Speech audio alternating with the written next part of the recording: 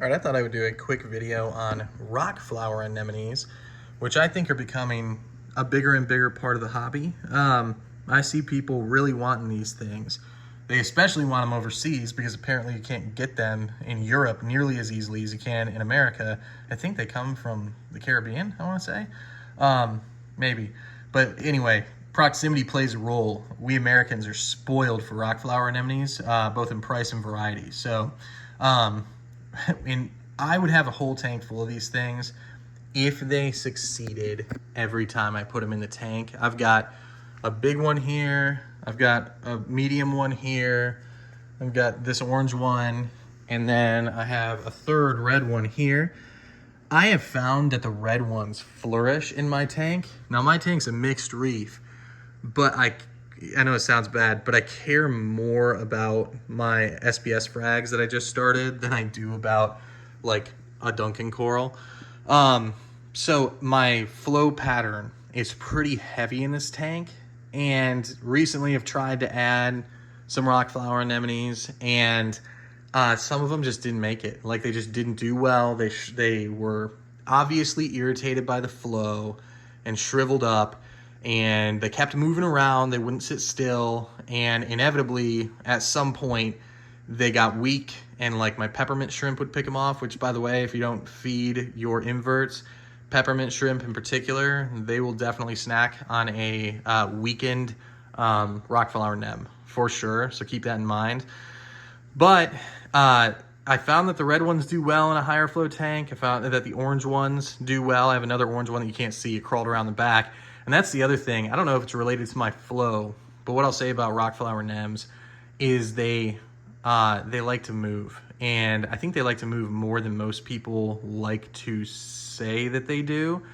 Like most people who talk about rock flower nems are like, oh yeah, you put them down and they just stay there. It hasn't been my experience. And even I guess when my flow was medium in the tank before it got higher, they moved. Maybe not as much, but they certainly moved. So they've been in these positions that I just showed you for quite a while. So I think they've all carved out their own little niche. And they'll eventually do that, hopefully. But no, I think you should not be discouraged about putting rock flower nems down low in your rockscape if you have a high flow tank that's like emphasizing SPS growth and success. And I think weirdly enough, I would tend in a high flow tank like this, I would tend toward more of the reddish oranges, that kind of variety.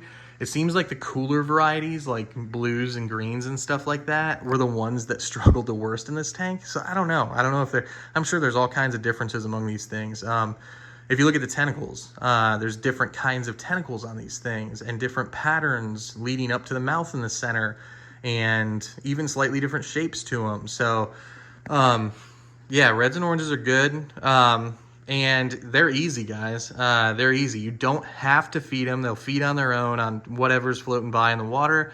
If you do feed them, which mine just get fed because I broadcast feed a couple times a day, and inevitably some pellets will drift to them a couple times a week. And it's fun to watch them eat. They eagerly scoop it into their mouth with their tentacles after they catch it. And I think it probably helps their growth and strength to do it, but it's not necessary. You know, I have another tank where they never get fed, and I've got a green one in there that's just flourishing. That's a little low flow nano tank. So you can, by the way, you can have these, understand they might get up to 8 inches in diameter from what I've read. And I've got a couple pretty big ones in here, but you can put them in a nano tank. If you want to do a nem tank with a fluval evo, you know, I've seen a million pictures of it on the internet.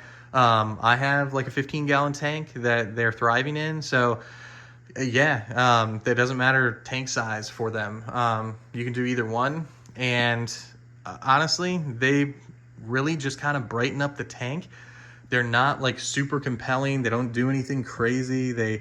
Some of them have super flashy colors if you want to pay up for them, but the run-of-the-mill ones are still cool to look at. And what I like is that instead of just like an empty gap in the rock right here, you see this beautiful orange with a green center rock flower nem.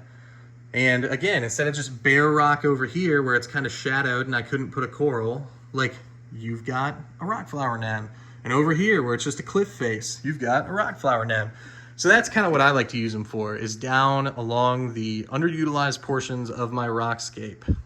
I like to have nems, and they kind of just shift around. They stay low in the tank, and they just make it look good. So they have a ringing endorsement from me. When I have a chance to pick them up at a good price, I absolutely do, because most of them do survive even in this high flow system, and they're just easy and pretty. So yeah, if you have more questions, feel free to comment. Thanks.